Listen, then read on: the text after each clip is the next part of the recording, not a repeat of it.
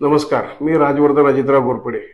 तासगाव कवठेमंकाळ विधानसभा मतदारसंघातील सर्व मतदार बंधू भगिनींना आवाहन करतो की आगामी विधानसभा निवडणुकीमध्ये म्हैसाळ योजनेचे शिल्पकार आदरणीय अजितरावजी घोरपडे सरकार आणि या जिल्ह्याचे माजी खासदार संजय काका पाटील यांचे अंतःकरणातून मनोमिलन झालेले आहे. या आगामी काळामध्ये विरोधक काही अफवा पसरवण्याचा प्रयत्न करतील.